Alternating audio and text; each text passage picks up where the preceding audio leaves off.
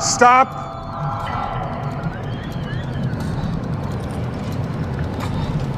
Do it for me. Try.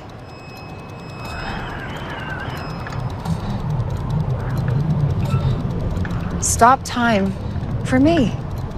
Honestly, this movie left me with a lot of mixed feelings. Now, visually, Megalopolis is a masterpiece. The cinematography is stunning, the colors pop, the set designs are detailed, and you can tell that a ton of passion went into making this thing just look incredible. So if you're a visual junkie, this movie's gonna work for you. The cast is stacked, there's a bunch of heavy hitters in here, and their performances are solid.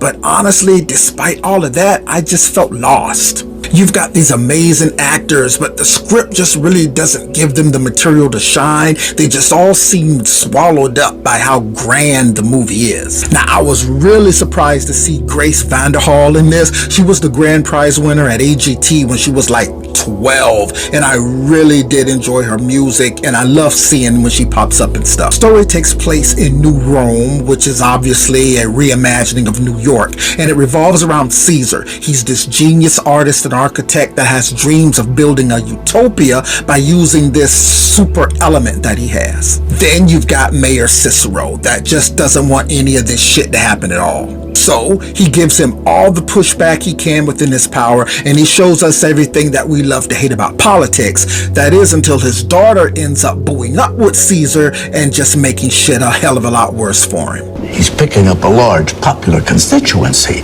He's some kind of genius. He can talk everything. Cinematically, it's a top-notch film. The visuals and the sound design really pull you in, but as far as the story goes, it just feels like a passion project that didn't quite pull off the execution. I told you before, the stage is no place for your personal shit, man. That's life, man. Like my ass, motherfucker. This is a business, and you ain't too far gone to see that yet. It's a film with straightforward concepts, but not so straightforward meanings. You have to really think about what you're watching and try to analyze these metaphors and figure out what the guy's trying to say to you. And let me tell you something. Ain't nobody got time for that. After the first half, I just really started drifting off.